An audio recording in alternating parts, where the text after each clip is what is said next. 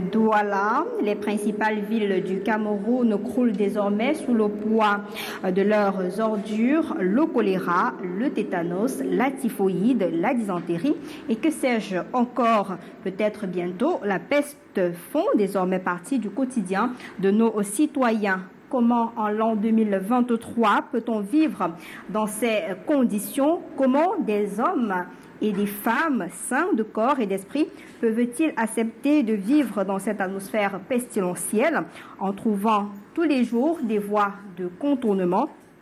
Comment des autorités chargées, entre autres, de veiller au bien-être des populations peuvent-elles laisser la pourriture s'emparer ainsi de nos cités? On pensait avoir touché le fond en matière d'incurie, mais là, que dire d'une société qui se retrouve dans l'incapacité de gérer des déchets et ses déjections? L'état de nos principales villes trahit jusqu'à la caricature désormais le degré de pourriture dans lequel nous avons accepté de vivre. Et pour en débattre ce soir, nous avons invité un panel qui répond au profil de la thématique du jour. Vincent Yédé, conseiller municipal dans la 3e, bonsoir et bienvenue. Bonsoir, merci pour l'invitation. Je salue tous vos téléspectateurs. Nous avons également un journaliste promoteur de blog appelé Biocamer qui promeut l'environnement sain. Vous le connaissez certainement parce que c'est une plume aguerrie dans l'univers médiatique au Cameroun pour ce qui est de la presse écrite. Mathias Mwende Ngamo, bonsoir. Bonsoir Lil Piedjo et bonsoir à tous les téléspectateurs de Canal International. C'est toujours un plaisir d'être sur votre plateau. Comment va Biocamer, votre blog? Oh, il traverse des moments un peu comme le Cameroun. Hein. Un jour ça va, un jour il y a des difficultés à relever, mais dans l'ensemble ça va. Le site est en réflexion. On attend que la nouvelle version soit disponible et puis on fera la promotion autour pour continuer à apporter les projets innovants en termes de promotion de l'environnement et développement durable. Et vous êtes spécialisé en environnement, justement, c'est votre credo dans le métier. Didier Yimkwa, on n'a pas besoin de le présenter, on le connaît. Mouvement écologique en marche, bonsoir et bienvenue. Bonsoir Lille, bonsoir à mes prédécesseurs, copanélistes. Je parle au nom des populations qui sont affaissées au cachot du désespoir. Merci une fois de plus de m'avoir invité pour discuter de cette thématique qui nous concerne nous tous. C'est un plaisir de vous avoir et merci de toujours répondre à l'invitation du débrief de l'actualité. Mathias, je commence par vous. Finalement, on a de nouveaux voisins, les poubelles. Alors, on a de nouveaux voisins. Non, je dirais pas nouveaux. Je pense qu'ils sont devenus des voisins fidèles et intimes, tout simplement. On avait l'habitude de les voir venir et partir. Cette fois, ils s'installent beaucoup plus sur une plus longue durée. Ce ne sont pas des voisins nouveaux, comme je le disais, parce que on a peut-être, à force de vivre avec eux, on a peut-être fini par oublier qu'ils existent. C'est juste que ces jours, ils sont tellement plus présents qu'on remarque leur existence. Non, ils ont toujours été là, sauf que ces dernières semaines, ils deviennent un peu trop présents et puis ils ont tendance à vouloir nous déloger de nos maisons pour prendre notre place. Avant de poser la question à Vincent Yédé, je voudrais préciser que Samuel Dieudonné-Motte, député de la Nation, ne sera pas avec nous tel qu'annoncé sur les affiches sur nos différentes pages. Et aussi, nous avons contacté la société Isacam qui n'a pas souhaité s'exprimer sur la thématique du jour, venir sur ce plateau pour débattre avec nous. Mais toujours est-il, le débat va se poursuivre. Alors Vincent Yédé, vous avez constaté que les deux grandes villes du Cameroun sont carrément envahies par des ordures au point où on a même peur que ça peut nous trouver sur le lit. Oui, malheureusement, et ce n'est pas la première fois que ça arrive. Il me souvient que toujours cette année, en début, nous avons eu une situation comme celle-là. Alors, on en vient à se poser la question de savoir qu'est-ce qui ne va pas. Est-ce que c'est l'entreprise qui ne fonctionne plus? Est-ce que c'est l'État qui ne paye pas? Est-ce que c'est les populations dont le nombre s'est décuplé et qui ont multiplié le volume, n'est-ce pas, des ordures? On ne sait véritablement pas ce qui se passe. Ce que nous savons, c'est que ça favorise l'éruption des animaux nuisibles tels que les rats et les souris. Il y a des odeurs nauséabondes qui nous accompagnent au quotidien et toutes choses qui ne sont pas bien pour la santé et avec la saison de pluie qui a commencé. Vous savez, je suis un élu de la commune de Douala-Troisième et Douala-Troisième est la commune dans laquelle sévissent très souvent les cas de choléra. Donc, vous imaginez bien quel est nos critères d'esprit actuellement. On se demande bien de quel côté est-ce que ça va surgir, les premiers cas vont venir d'où et comment est-ce qu'on va s'y prendre. D'accord. Didier, en 2023, 2 principales villes du Cameroun, des villes d'attractivité, d'investissement, se retrouvent noyées dans des ordures. Oui, ce qui me paraît un peu paradoxal, c'est que les Camerounais se sont accommodés à cette nouvelle vie. On utilise même les déchets sauvages pour l'adressage des rues. Ça ne dit rien à personne. Vous allez dans les marchés, on mange en discutant le mets avec les mouches. On est parfumé par les odeurs pestilentielles qui montent de ces déchets-là. On peut facilement patauger dans l'eau noire qui percole des déchets, surtout en saison pluvieuse. Et c'est un peu horripilant. Pourquoi? Parce que lorsque vous discutez avec ceux-là qui sont en charge de mettre en œuvre ou bien d'élaborer les plans d'urgence, les plans d'urbanisme, les plans d'assainissement de la ville, ils vous donnent quand même assez d'informations qui sont très justes. On sait par exemple que le taux d'enlèvement des ordures ménagères, que ce soit Yaoundé ou à Douala, est aussi entre 40 et 45%. 2500 tonnes par jour à Douala, il y a Yaoundé 1500 oui, je dis le taux tonnes. d'enlèvement. Oui, le taux c'est aussi d'enlèvement. entre 40 et 45%. Tout à fait. Alors que dans une ville comme Kigali, on est à 95%. Déjà, on ne sait même pas combien nous sommes, parce qu'il y a des études qui ont été faites dans les années 2017, que chaque Camerounais vivant en ville produit en moyenne 0,80 kg d'ordures ménagères par jour. Cela veut dire que si nous sommes 4 200 000, comme j'ai entendu le maire de la ville de Douala le déclarer dans une radio, on serait à peu près à 2300 tonnes d'ordures ménagères par jour. Évidemment, si on a un taux d'enlèvement, et ça c'est le chiffre officiel. Officiel aussi. Voilà. Et si on a un taux d'enlèvement de 40%, ça veut dire que chaque jour, il y a 60% des ordures ménagères produites qui sont abandonnées à la nature, qui sont abandonnées dans les caniveaux, qui sont abandonnées dans les cours d'eau. Et lorsque les populations ne savent pas quoi en faire, et ils mettent le feu, et vous savez très bien que l'incinération des ordures ménagères est encore plus dangereuse que de les laisser comme ça, parce que vous avez les fumées qui montent, qui contiennent des gaz toxiques. Les cendres qui restent là contiennent des métaux lourds qui peuvent entraîner dans le bas-fond. La situation est assez cocasse et je pense qu'il y a une question de volonté politique parce que... Et on va revenir sur ce point-là tout à l'heure. Les chiffres qu'on a eus d'hier soir au niveau des ISACAM, c'est que le Cameroun produit 6 millions de tonnes d'ordures ménagères par an. Ça, c'est 2017. Ça, c'est le chiffre, moi, je précise bien, que j'ai reçu leur dernier chiffre hier soir. Maintenant, c'est 2017. Je parle ça veut dire que 6 ans après, on est à plus de 6 millions de tonnes. S'il vous plaît, permettez au moins ce que je dise, que les derniers chiffres que j'ai reçus... Oui, c'est le métal écologique. Voilà.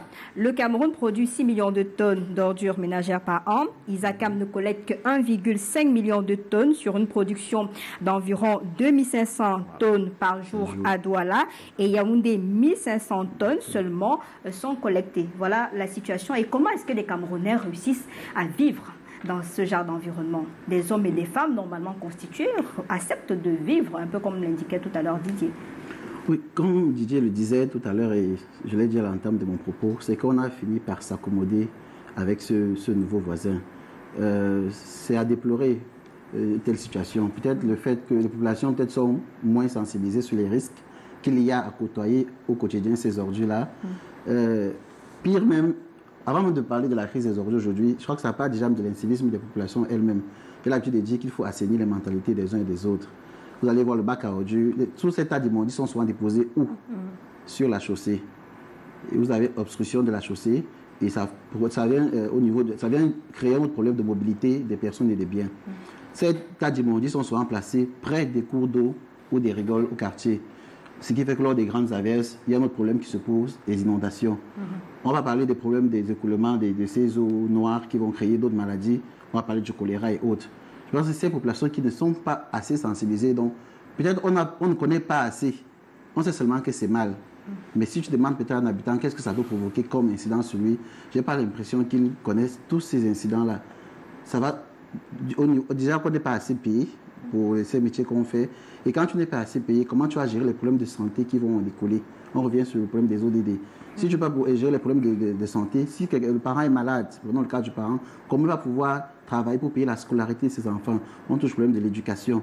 On peut citer ainsi jusqu'à toucher les 17 ODD. Seulement pour un problème d'ordures.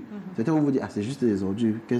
À part peut-être un problème de 2 mouches ou 3 rats, que c'est quoi l'incident? L'incident est bien dans différents domaines dont on ne soupçonne même pas. D'accord. Alors Vincent, on sait justement que la gestion des déchets est confrontée à des problèmes d'ordre structurel. Mais est-ce qu'il n'y a pas dans cette affaire le sous-dimensionnement des besoins de collecte par les contrats entre les municipalités et les opérateurs de propriété? Bon, écoutez, dans le cas d'une ville comme Douala, des grandes villes comme Douala et Yaoundé, des contrats sont signés entre Isakam, pour ne pas les citer ici, et les mairies de la ville. Malheureusement, il se trouve que ces périodes-ci coïncident avec des périodes pendant lesquelles Isakam a des difficultés au niveau de son matériel roulant. Je voudrais vous rappeler que nous étions au conseil municipal l'autre jour et le maire de la ville a été interrogé sur la question. Il nous expliquait justement que le parc automobile d'Isakam est tombé en désuétude et aujourd'hui, sur 10 camions qui devraient faire la rotation, il n'y en a que 3. Les pièces détachées pour l'entretien des camions, c'est compliqué. Il y a ces 1 million de salaires à payer par an. 1 milliard de salaires à payer par an, 1 million pour le carburant par an, ça devient, et l'irrégularité de ce financement-là perturbe la situation actuelle. C'est ça? Donc, je suis en train de dire qu'il y a déjà ça comme souci. Premier. Bon, maintenant, il y a également que cette entreprise se comporte envers l'État et les collectivités comme si elles étaient un client unique. Donc, il peut se trouver que les grandes villes payent et qu'il y en ait d'autres qui ne payent pas. Donc, je dis n'importe quoi, sur des recettes attendues d'1 milliard, s'il y a 600 millions qui ne sont pas encore payés, Isakam peut arrêter de travailler ou se mettre à travailler au ralenti. Question de mettre la pression sur le pouvoir central qui doit libérer les fonds pour le paiement de ces factures. Donc, il y a tous ces phénomènes-là. Mais je voudrais quand même dire que c'est regrettable que les ordures qui, en principe, constituent une matière première pour un certain nombre de transformations, deviennent un problème au Cameroun. Ces ordures, et nous savons tous qu'Isakam a mis sur pied un processus qui lui permet, n'est-ce pas, d'obtenir du biogaz. Donc, de manière globale, on ne devait pas avoir ce genre de problème parce que ces ordures constituent également une source de recettes. C'est-à-dire c'est une matière première pour cette nouvelle structure qui existe et pour laquelle Isakam produit du biogaz. Donc, ils ne devraient pas avoir ce genre de problème parce que, justement, ils ont réussi à créer un circuit qui est rentable à leur niveau. Bon, mais maintenant, on peut donc interroger la gestion de cette entreprise-là, dont le directeur général est qui a plus de 20 ans au même poste, et ça pose le problème de l'efficacité des managers à ces différents postes de responsabilité également. Sauf que depuis que la crise des ordures a commencé au Cameroun, au niveau de la société, c'est l'État. Il faut le financement pour pouvoir faire tourner cette entreprise-là sur le terrain. Non, moi je pense qu'il faut le modèle économique de gestion des déchets, des ordures ménagères aujourd'hui est dépassé. C'est un modèle éculé. Parce que personnellement, j'ai décidé de ne plus parler d'ordures ménagères. Parce que lorsque vous dites ordures ménagères, on a l'impression que tout est dégradable. Tout peut être décomposé de façon naturelle. Bon, nous avons fait des études de catégorisation des déchets par arrondissement. Ici à Douala, vous avez, lorsque vous regardez une montagne de déchets, vous avez dedans et les ordures ménagères qui sont biodégradables. Vous avez les déchets plastiques qui sont plus dangereux. La pollution plastique est encore plus dangereuse, plus vicieuse, plus pernicieuse que les ordures ménagères. Vous avez même les DE, c'est-à-dire les déchets d'équipements électriques et électroniques, avec tout ce qu'on vit là aujourd'hui comme portables et consorts. Donc vous avez plusieurs types de déchets et même des bidons de pesticides. Vous avez jusqu'au flacon des produits chimiques, vous comprenez. Donc tout cela rentre dans les déchets. Ce qui fait qu'il y a un certain nombre de paramètres qu'il faut prendre en compte. Il y a d'abord la croissance démographique galopante, il y a d'abord l'état des routes, il y a d'abord l'étalement de l'environnement urbain, c'est-à-dire la distance entre les points de collecte et les points de stockage. Il faut en tenir compte. Il y a aussi le problème d'urbanisation. Il y a aussi les prix de carburant qui montent tous les jours. Quand je le dis, ce n'est pas pour absoudre les compétences ou bien les performances d'Isaac qui ne sont pas quand même assez honorables. Donc, c'est des vérités, c'est des choses qu'on peut vérifier. Donc, pour dire qu'on ne peut plus continuer à utiliser les méthodes dépassées, il faut passer à autre chose. Et je le dis pourquoi. Parce qu'en 2016, nous avions assisté à Yaoundé, nous avons participé aux premières assises de l'économie circulaire. Il y avait tout un atelier sur la gestion efficace des ordures ménagères. Avec tous ces grands experts que moi je connais ici dans la ville de Douala, ils ont quand même fait des propositions. Mais nous sommes 6 ans après. On sait pas où se trouvent ces propositions. On sait qu'aujourd'hui, comme l'a si bien dit le conseil municipal, on peut produire du charbon à partir des déchets. On peut produire encore du biochar qui est utilisé au Brésil aujourd'hui pour protéger le sol contre les changements climatiques. On peut produire des bâtons qui sont utilisés à Kigali pour réduire la pression sur les ressources forestières. On peut produire de l'électricité. Si on veut rester en parfaite cohérence avec les engagements du chef de l'État en 2015 à la COP21, qui nous demande d'accélérer la transition énergétique, on peut tout faire. Mais pourquoi on ne le fait pas? Tout simplement parce que les déchets nourrissent un certain nombre de personnes. Mais il y a aussi les réalités sur le terrain, l'incivisme des populations, la difficulté même d'accès dans certains quartiers. Il y a des infrastructures qui manquent. Ça peut aussi occasionner le décor. Oui, alors lorsqu'on parle de cette problématique des déchets, on a peut-être évoqué l'incivisme des populations, ce n'est pas le seul maillon. On va évoquer peut-être les tensions de trésorerie. Jusque-là, ce n'est pas le seul maillon. Parce que si même l'État avait tout payé, on a vu les chiffres également, avec 2500 tonnes d'ordures pour Douala produites chaque jour. Mais le taux d'enlèvement fait que même si tout est bien payé, il y a toujours un problème. Il y a toujours beaucoup de tonnes de déchets qui restent dans la nature. Alors la société Isaac a proposé plusieurs solutions. C'est pour ça que je me interroge toujours, qu'est-ce qui ne marche pas en fait? Moi qui suis ces questions depuis au moins 10 ans. En 2003, on a eu une décharge à PK10. Elle était à titre provisoire. 2 ans après, je crois 2005, on a annoncé l'ouverture d'une autre décharge à Ngombe de 70 hectares pour venir résoudre ce problème de tension des déchets. Parce qu'à PK10 déjà, avec plus de 5 millions de déchets, la décharge est saturée depuis plusieurs années. Aujourd'hui, où en est-on avec la décharge de Ngombe? On ne sait pas. On a parlé du problème de route et de distance. Pour le cas de Bonabéry, qui a été un moment, ça c'est Isaac qui le disait, pendant 5 ans, arrondissement le plus insalubre.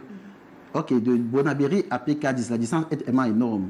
Il faut compter en outre la traversée du pont sur le Vouri. Si vous passez par Ndokotié ou par Village, c'est une autre équation avec les embouteillages.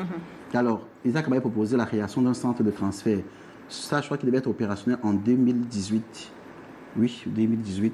Nous sommes en 2023. Où en est ce centre de transfert? En fait, c'était comme une décharge secondaire au niveau de la zone Maxi, de telle sorte que les ordures collectées pour Bonabéry devaient être stockées là et puis dans la nuit, de gros camions devaient transporter ces déchets pour soit la décharge de PK10, soit la nouvelle décharge de Ngombe. Aujourd'hui, où en est-on avec ce projet? On n'en sait pas.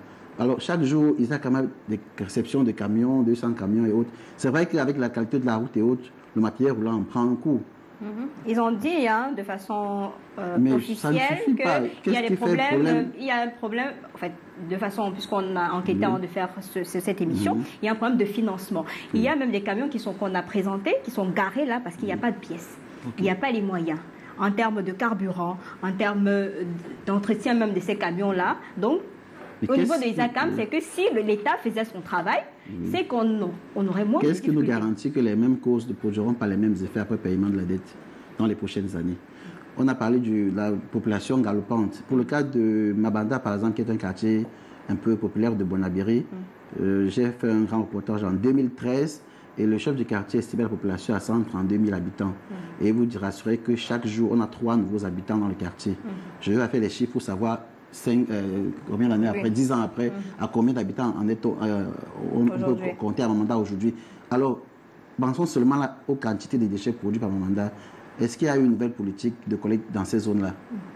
Donc, pour vous dire que même si tout est réglé financièrement, on a toujours d'autres solutions à gérer. Je pense qu'il faut repenser la stratégie de collecte des déchets et surtout de recyclage pour rester dans l'économie circulaire. Avec si je peux reprendre après Mathias, je dirais que l'une des alternatives aujourd'hui, il faut changer le modèle économique. Parce que ça réussit ailleurs, ça peut réussir ici, si et seulement s'il y a une volonté politique. Parce que je ne comprends pas pourquoi on est dans la décentralisation et que ce soit le MINJU qui doit payer encore le prestataire.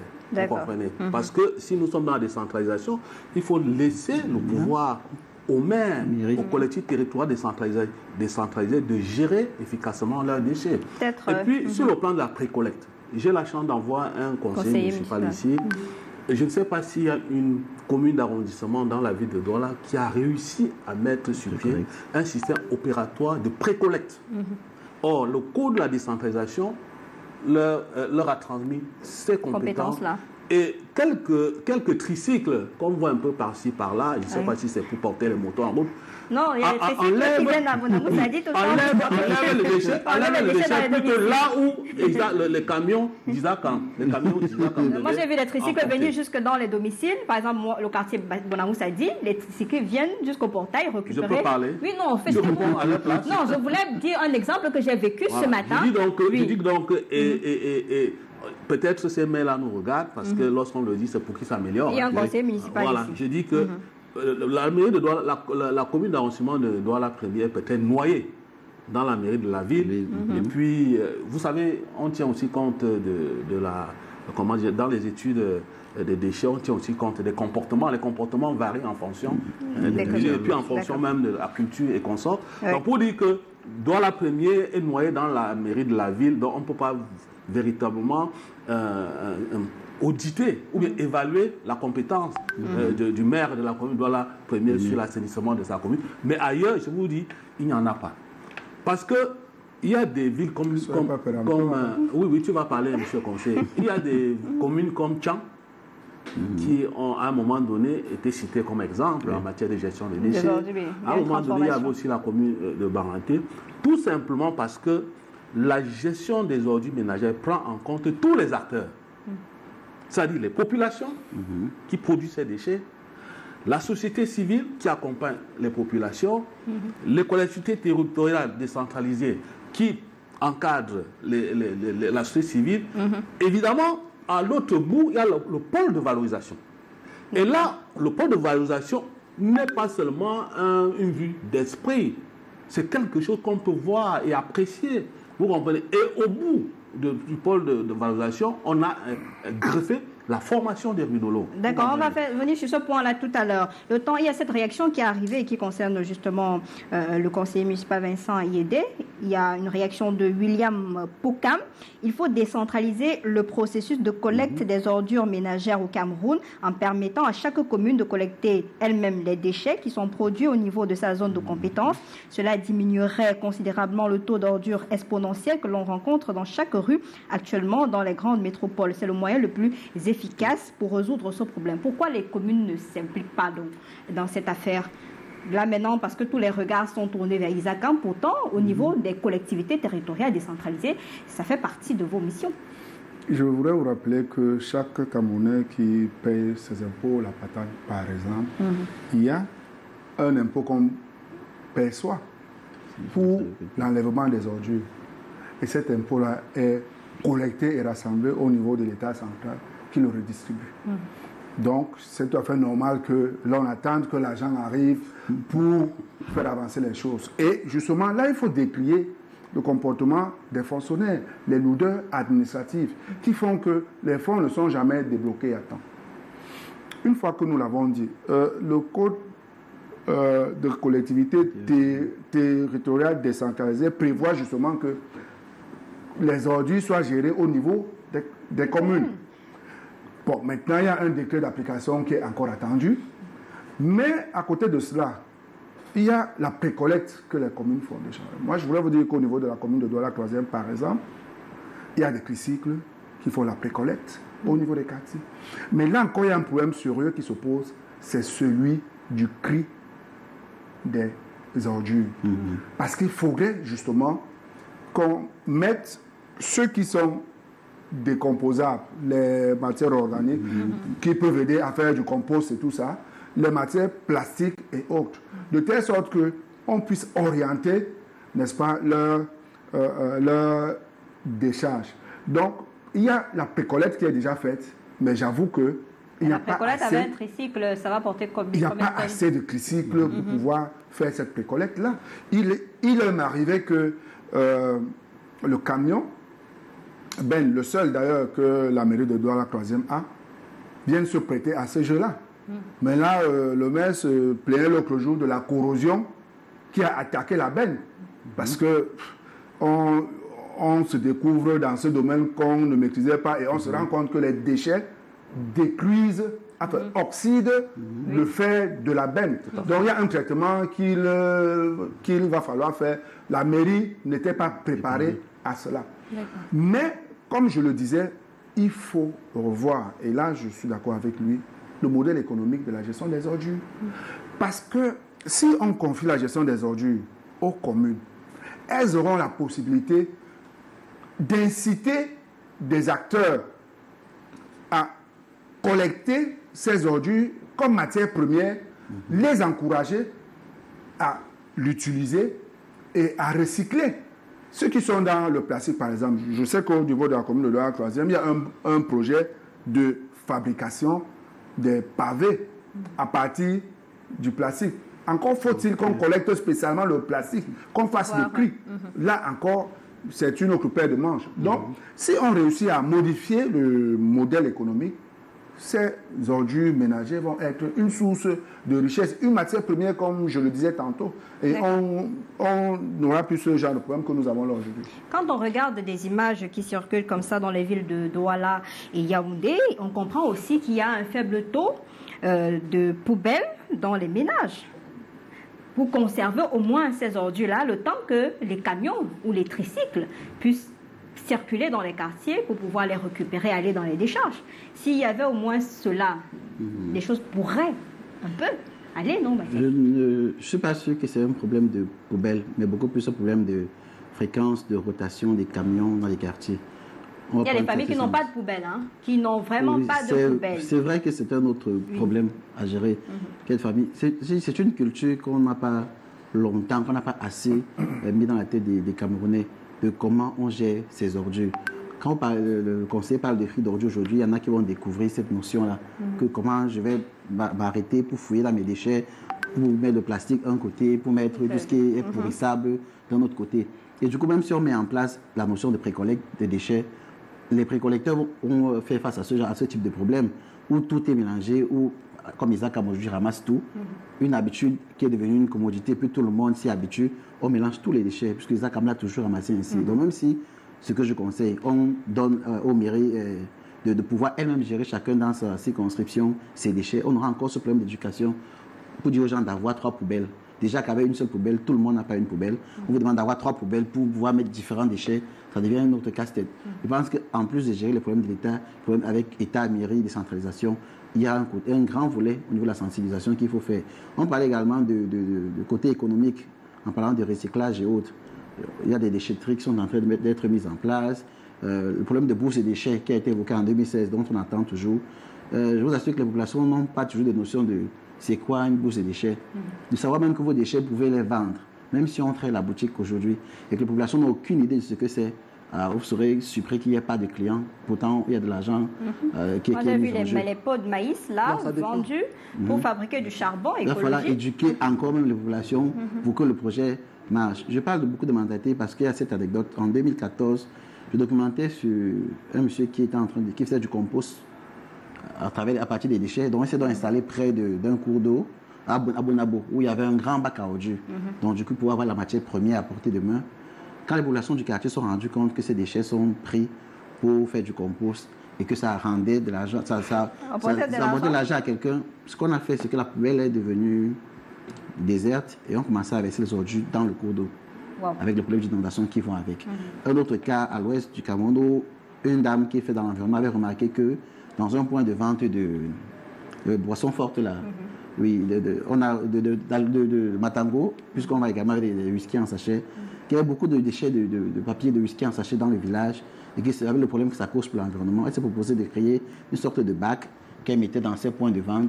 Après avoir sucé votre sachet, pouvait déposer l'emballage à l'intérieur et puis ça pouvait aider à celui qui fait l'agriculture pour faire sa pépinière avec. Ok, quand les consommateurs ont appris que ça rapportait de l'argent à un des leurs, on n'a plus vu un seul sachet dans le village et non plus dans le bac. D'accord, il faut cultiver peut-être des esprits comme ça pour amener. Il y a aussi quand même qu'on demandait d'ouvrir le secteur. Mais on a vu à Yaoundé, on a ouvert à un opérateur, mais ça reste que Yaoundé est envahi par les Le problème, c'est que ce n'est pas, on peut ouvrir le secteur à tout le monde. Ce n'est pas là le problème. Le modèle actuel n'est pas bon. Il n'offre pas d'opportunité même de gagner de l'argent. Si on a plusieurs structures comme ça ça ne marchera pas. Parce qu'il faut payer la facture. Il ne faut pas seulement multiplier les prestataires. Le problème, c'est qu'il faut changer. Déjà, moi je crois que le mois qu'on en a, il a ça, mais n'est pas qu'on en a. Il faut reconsidérer la question des déchets municipaux. Je préfère parler des déchets municipaux.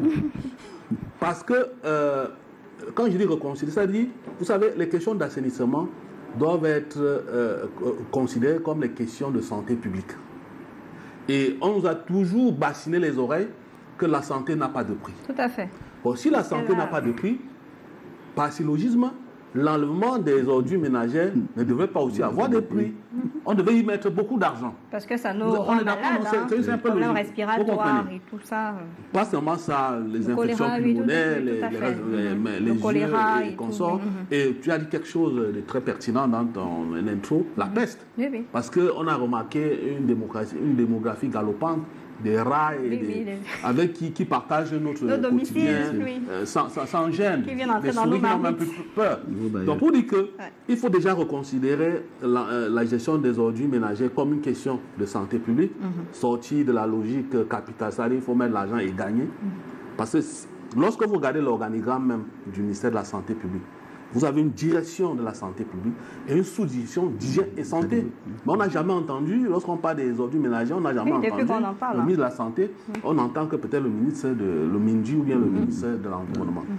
Deuxième moment, parce que j'ai suivi le conseil tout à l'heure, j'ai travaillé dans une structure indienne qui faisait dans le recyclage la ferraille, produit du fer à béton, les batteries usées à plomb produisaient des lingots de plomb qui partaient en Europe et les bourses étaient broyées pour d'autres types, pour fabriquer les récipients de BTP. Si le président Biya m'appelle demain, il me dit par exemple que monsieur Imkwa, qu'est-ce que vous pouvez faire des déchets? Il vous regarde, monsieur le président, dès demain là, disons que le kilogramme d'ordures ménagères de déchets municipaux coûtera 100 francs. Vous avez 2 jours pour que Douala et Yaoundé, que toutes ces immondices disparaissent. Je vous mets un défi. Vous ne pouvez pas trouver. Il y a quelques années, il est venu me voir là où on travaille, il m'a interviewé sur les questions de batterie. Hein, Mathias? Tu es témoin. Vous ne pouvez pas trouver une batterie à plomb usée dans une poubelle. Si vous vous garez mal, on enlève. Vous ne pouvez pas trouver le plastique comme... Même la ferraille, quand il y a bâti, c'est dans les camions chargés, c'est parti. Vous ne pouvez pas.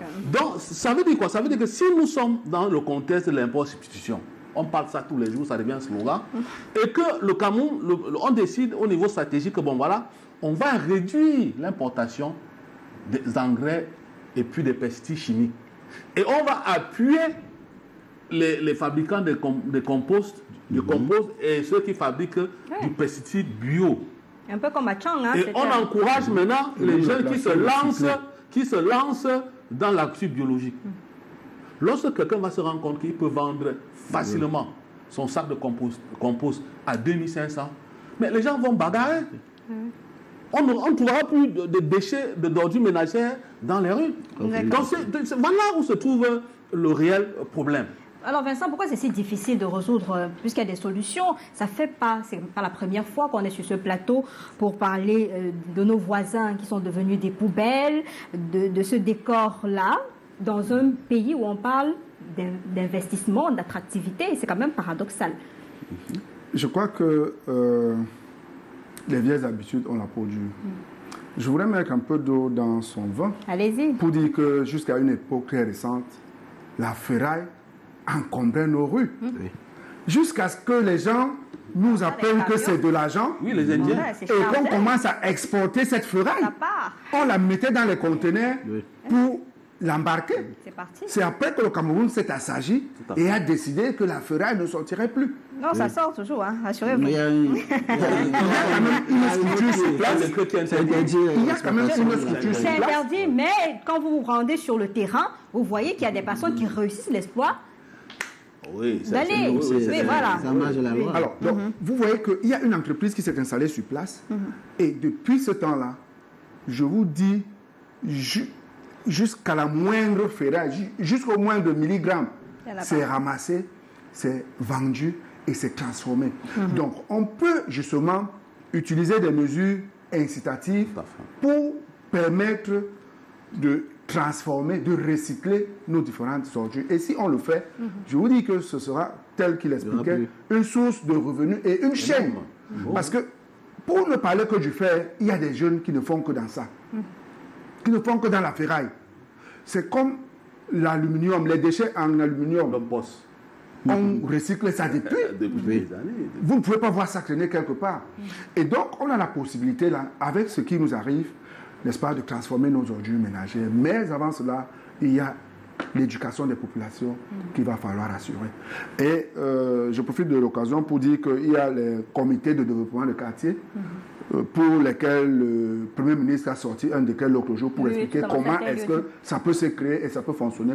Ça peut être des sources importantes, n'est-ce pas, pour accéder aux populations de base et leur expliquer, n'est-ce pas, le bienfait, le bien fondé du CRI et de comment est-ce qu'on peut mieux gérer les ordures. Moi, au village, on n'a pas ce problème. On porte tout, on verse au champ. On est à Douala, il y a quand même des zones où on pratique l'agriculture. Pourquoi ne pas ramasser ces ordures, aller verser là-bas pour renforcer l'enrichissement du sol?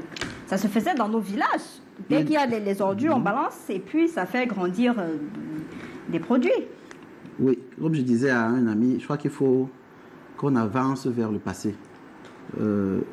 La vieille technique, pas du compost aujourd'hui, on crie sur tous les toits. Mais nos mamans le faisaient tous les jours. Aujourd'hui, on va au marché pour acheter le poireau tous les jours, pour acheter le ginger tous les jours. Mais on avait ça à la maison. Ça ne faisait pas partie de la liste des courses. Parce qu'avec le petit jardin que la maman créait avec le compost, elle avait toujours ça en abondance. Aujourd'hui, c'est la ville. Vous parlez de la ville, c'est d'autres réalités. On s'est habitué au rythme de la modernité où tout le monde on a est des pressé. villages autour de la ville. Vous avez des quartiers où on cultive, il y a des plantations où on peut ramasser tout ça et aller verser là-bas. Qui ramasse pour aller verser? C'est la grande question. Si on a mis les opérateurs de pré-collecte et que ces ordures, comme on le dit, sont vendus, bah, vous n'aurez plus de décharge dans les rues de Douala ou de Yaoundé. Puisque les précollecteurs seront ceux qui peut-être vont acheter, vont être comme des intermédiaires entre l'acheteur et les populations qui sont les vendeurs. Ça nourrit même les porcs. Hein. Oui, et on va rester dans le cadre de notre économie circulaire et de notre développement durable, puisque si ces déchets sont aujourd'hui rentabilisés, bah, on protège l'environnement, ce côté environnemental, développement durable. On va sortir des couches défavorisées, du chômage et autres, et puis on aura des revenus, donc on aura l'environnemental, le social et l'économique, des notions chères au développement durable. Donc c'est ce qu'il faut pouvoir... On disait qu'il faut changer de paradigme, changer de stratégie. Il faut penser autrement. Puisque ce qu'on a fait depuis, je ne sais pas combien d'années, c'est dépassé. Si ça ne marche pas, quelle que soit la solution qui existe déjà, qu'on a déjà proposée, si on mettait en pratique, rien ne marchera toujours. On aura juste les rues libres pendant 2 semaines, 1 mois, 2 mois. Mais après, on aura encore le même phénomène. On l'a eu en 2017, on l'a eu par le passé, on l'a eu encore cette année.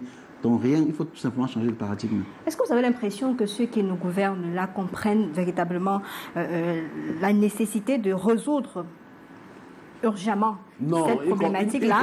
Parce que si vous avez déjà les grandes villes qui se retrouvent dans cette situation-là, ceux qui sont de l'autre côté, Bafoussam, Limbé, bon, heureusement Limbé est un peu épargné, là-bas c'est autre chose. Non, ils comprennent mieux que nous.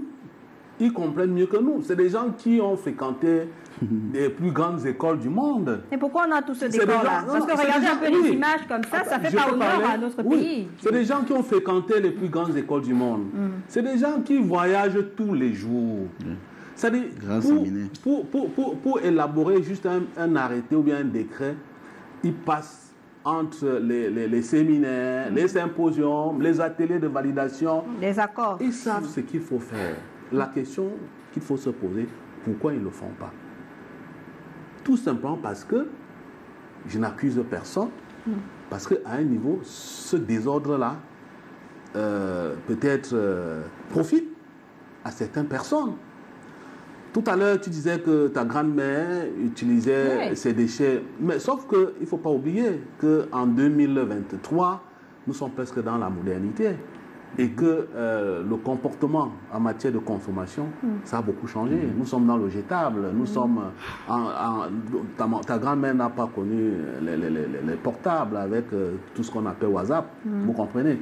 Donc les déchets varient, la qualité des déchets varie en fonction du type de consommation. Il faut en tenir compte. Moi, je pense que tout à l'heure, le conseil a parlé du Premier ministre. C'est vrai qu'il y a un décret sur le droit d'assises qui a été publié. Je dis que là encore, c'est des solutions cosmétiques. Parce que les droits d'assises, c'est le produit de droit d'assises qui est reparti entre les communes, les communautés urbaines. Là encore, c'est vrai que c'est une autre source de revenus qui est affectée à l'enlèvement des ordures ménagères. Mais je dis que ce n'est pas ça la solution. C'est une solution cosmétique. Parce que si on a 1 milliard, par exemple, de droits d'acide, si on se met à les redistribuer, il y a des communes qui ont 11 000 francs. 11 000 francs. Est-ce qu'on peut vraiment, avec 11 000 francs, pratiquer la précollecte? Je dis, il y a des villes qui ont réussi à mettre sur pied un modèle qui fonctionne, mais on peut aller tricher là-bas. Vous comprenez? Si nous sommes dans le contexte... Le président, en 2015, à la veille de la COP 21, a pris des engagements. Il a parlé de la transition énergétique. Or, les ordures ménagères restent dans la catégorie des énergies renouvelables. Tout à fait. Vous comprenez? Pourquoi le discours du chef de l'État? Pourquoi les vœux du chef de l'État? Quelqu'un avait dit que les vœux du chef de l'État sont des instructions. Pourquoi ici, les vœux du chef de l'État ne sont pas les instructions? Il faut attendre donc le chef de l'État aller pratiquer la précollecte à la commune dans la 3e. C'est une question de volonté politique. Les gens ne veulent pas. Parce que ça profite, le désordre là profite à quelques-uns. Mais je dis, si on était vraiment très très solidaire, je ne vois pas pourquoi on ne changerait pas le modèle économique. D'accord. Et puis nous débarrasser de ces immondices-là qui font vraiment honte au Cameroun. C'est compliqué. Est-ce que l'impulsion aussi ne devrait pas commencer par, puisqu'il y a une volonté politique, il y a les vœux du chef de l'État qui sont des instructions, il a quand même des ministères de l'environnement, de l'urbanisme, tout ça. Ils peuvent déjà engager un processus pour gérer cette crise d'ordures dans notre pays avant de laisser les collectivités territoriales suivre le pas. Parce qu'on a l'impression que depuis on n'a pas l'environnement, personne ne s'exprime, l'urbanisme on ne vous dit rien et la vie continue. Il y a juste une seule personne ou une société qu'on pointe du doigt, Isacam. Pourtant, il y a quand même tout un département ministériel chargé de gérer. Et cela, on parlait même du ministère de la Santé tout à l'heure. Je parlais tout à l'heure de l'odeur administrative, mais je voulais aussi parler du fait que l'État laisse faire un certain nombre de choses. Vous savez, vous parliez des déchets qu'on réutilisait comme engrais. Sauf que ces déchets-là aujourd'hui sont composés en grande partie par les matières plastiques, surtout les emballages plastiques. Et nous savons que les emballages plastiques non biodégradables ont été interdits au Cameroun. Même si c'est utilisé. Sauf que jusqu'à présent... Moins 60 microns d'épaisseur. Voilà, c'est vous les techniciens. Jusqu'à présent, c'est utilisé et au vu et au su de tout le monde et personne ne dit rien. De temps en temps, on ramasse quelques camions là et puis on... Mais voilà, et c'est ce qui constitue une véritable difficulté même pour le recyclage de ces ordures-là, sauf justement à passer par une entreprise spécialisée qui finisse par recycler cela et donner d'autres produits finis. Mais aujourd'hui, que la situation perdure, vous qui êtes dans l'environnement, Mathias, les responsabilités sont partagées. Vous avez parlé tout à l'heure de l'éducation de la population, de l'État, etc. Mais là, il y a cette crise. Qu'est-ce qu'il y a lieu de faire en urgence? Parce que on a du mal, vraiment, à vivre dans ces deux grandes villes. Je ne sais pas ce qui se passe de l'autre côté, mais on suffoque carrément. Vous avez du mal même à circuler aujourd'hui parce que moi j'ai vu des clichés de Didier, c'est pratiquement son bonjour tous les matins sur sa page. Je crois qu'on va créer plus de problèmes si on continue à penser ainsi. Depuis tout à l'heure, on parle de changer de paradigme. Si on me demandait qu'est-ce qu'il faut faire en urgence, c'est qu'on tombe dans les mêmes travers. Puisqu'à chaque fois qu'il y a cette crise ordure, on cherche c'est quoi la solution d'urgence. Il y a quoi la solution d'urgence, on oublie le dossier. Je pense qu'à un moment, il faut s'arrêter. Qu'est-ce qu'il faut faire pour une solution plus durable? Et qu'on applique ces solutions-là et qu'on sait que demain, on n'aura plus ce genre de situation. Si on passe le temps à chercher des solutions d'urgence, on cherchera toutes des solutions de cosmétiques. Et après 2 mois, lorsqu'on passe à un nouveau buzz, on oublie. Je pense qu'il ne faut surtout pas chercher une solution d'urgence, il faut chercher une solution durable. Mais on doit quand même libérer d'abord la ville de ce qu'il y a. C'est vrai que le Cameroun, c'est un pays du d'abord, mais c'est ça que souvent, ça nous est bénéfique, mais souvent, comme le cas précis, ça ne nous sera pas bénéfique. Si on cherche une solution d'urgence, je vous le dis, ce sera juste une solution cosmétique, on aura toujours le même problème après, puisque on va dire, créons cette solution d'urgence, de la sorte que les rues soient débarrassées, et puis plus rien. Qu'est-ce qu'on fera lorsqu'en décembre, on aura la même situation? Et on sait qu'en décembre, pendant les périodes de fête, chaque ménage produit 3 fois plus de déchets qu'en temps normal. Ça sera une crise qui sera beaucoup plus grande et que la solution d'urgence de juillet n'aura pas aidé. Il faut aussi tenir compte des problèmes posés par Isacam, le temps de gérer d'abord ça, le financement, que l'État doit gérer ses factures, au moins pour permettre de souffler. Parce que nous, on est fatigué de voir ce qui se passe là. Et quand, de l'autre côté, on vous dit, si l'État règle ses factures, on peut débarrasser quand même quelque chose, autant mieux payer ses factures, non? Oui, je voudrais répondre à mon co-panéliste que la pluie arrive à grands pas. Les inondations ici, le choléra est derrière. Donc, il y a urgence. Oui, tu comprends. Il y a lieu, justement, de trouver une solution d'urgence. Et dans le cas d'espèce, c'est le paiement des factures. Mais en plus, on peut réquisitionner le matériel roulant pour l'enlèvement de ces ordures. Ça peut se faire à Douala. En 2 jours, il n'y aura plus d'ordures. Il y a des sociétés de transport ici qui ont des camions qu'on peut réquisitionner justement pour libérer la ville. Il faut payer. Oui, même... Mais si on achète de Pétrus à combien de millions de francs CFA, c'est possible de mettre cet argent-là à la disposition de quelques... Si ça peut sauver des vies, si ça peut sauver des vies, c'est le moment de le faire et ne pas attendre. Parce que comme vous le savez, la saison des pluies va être très, très, très sérieuse. Il y aura beaucoup d'inondations. Donc, il vaut mieux anticiper dès à présent. D'accord. Oui, je ne suis pas contre une solution d'urgence. Mais si on s'arrête là, cette terminologie, on n'aura pas évolué. Il faut que cette solution d'urgence soit durable. De telle sorte qu'on n'aura pas ce même problème dans 3 mois. Je dis 3 mois parce qu'on sera en décembre. On est en août avec les problèmes de pluie qui sont là pour aggraver la situation encore plus. En décembre, on aura la solution des problèmes de fête où on a 3 fois plus de déchets dans chaque ménage. La solution d'urgence là ne marchera plus. Donc il faut que la solution soit d'urgence parce qu'il faut qu'elle soit prise rapidement, mais il faudrait que ce qui sera décidé nous permettra de ne plus tomber dans ce genre de travers. Absolument. On est actuellement dans une situation de crise sanitaire où on a du mal. Vraiment, il y a le choléra qui est là, il y a le paludisme, il y a tout ce qu'on peut imaginer, mais laisser des choses perdurer comme ça, ça nécessite des mesures d'urgence. Est-ce qu'il n'est pas temps, peut-être pour vous qui travaillez dans tout ce système écologique-là, d'avoir un sursaut? Oui, peut-être le chef de l'État va prononcer un discours sur l'enlèvement des ordures ménagères parce que... Donner de l'argent, aux camions, louer les camions pour ramasser d'abord. Plusieurs fois, je lui ai écrit... Même pour l'enlèvement des ordures. Plusieurs fois, je lui ai écrit, il ne m'a pas répondu. Même en ce plateau, je lui demande encore peut-être il nous regarde, d'organiser les états généraux des déchets. Je suis tout à fait d'accord avec mes illustres prédécesseurs qu'il faut débarrasser les villes de ces décharges sauvages. Mais il faut passer à autre chose. Et ce n'est pas des alternatives qui manquent.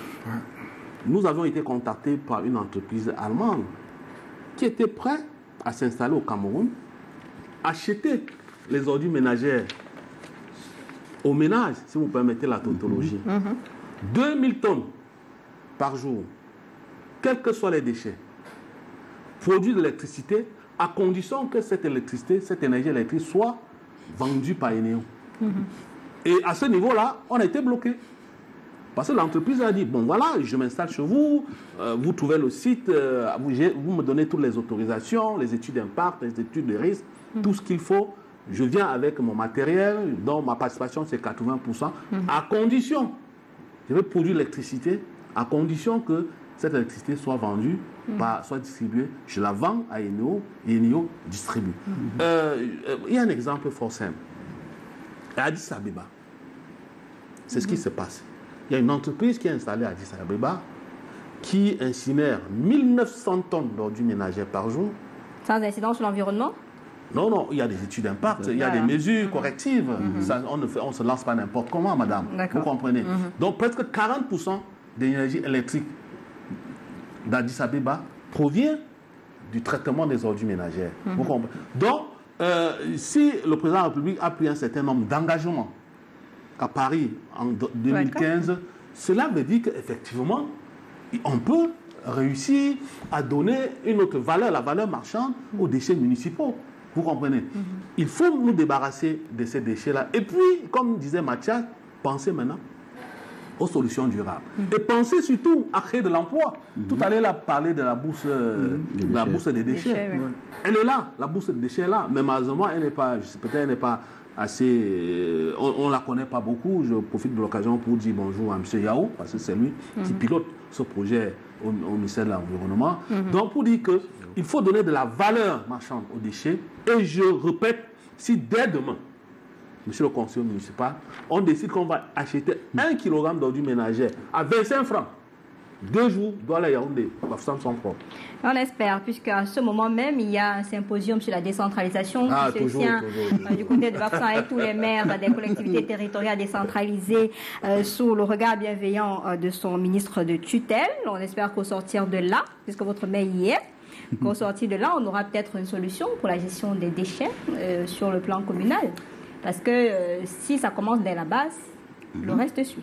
Je pense que les thématiques traitées lors de ce symposium sont largement au-dessus de la gestion des ordures. Ah bon? Ok,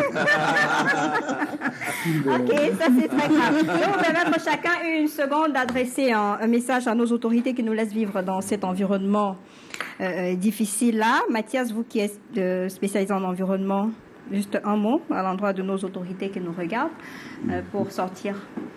Roch Bieu-Kramé, chaque jour, essaye de peindre le tableau et proposer des solutions. Les autorités, comme Didier Mouka disait tout à l'heure, savent exactement ce qu'il y a à faire. Le Cameroun est un pays où on a la ressource humaine qualifiée. Il y a beaucoup de rapports qui sont dans les tiroirs. Les solutions sont proposées. Nous n'inventons rien aujourd'hui. Peut-être aller dans les tiroirs, regarder 1 ou 2 rapports et mettre en application. On n'aura plus ce problème. Le chef d'État vous regarde? Oui, son Excellence, Monsieur le Président de la République, je vous demande une seule chose, donnez-nous l'occasion de mettre en place la technologie innovante que nous avons. D'accord. Conseiller municipal? Écoutez, il y a beaucoup de milliards qui sont détournés chaque année et qui vont dans des projets qui n'aboutissent pas. On pourrait les investir dans la gestion des ordures pour un mieux vivre de nos populations. Notre souhait, c'est d'avoir des meilleurs voisins. Pas des voisins qui doivent nous causer de nombreuses maladies et nous empêcher de vivre. On souhaite que dès demain matin, que les villes de Yaoundé et de Douala puissent retrouver leur éclat d'antan. C'est ici que s'achève cette édition du débrief de l'actualité. Mesdames, Messieurs, ça a été un plaisir d'être des vôtres encore ce soir. Je vous retrouve demain avec d'autres invités, une autre thématique. Messieurs, merci beaucoup d'être venus. Derrière, c'est le 19h50. Merci à toute l'équipe technique et bonsoir.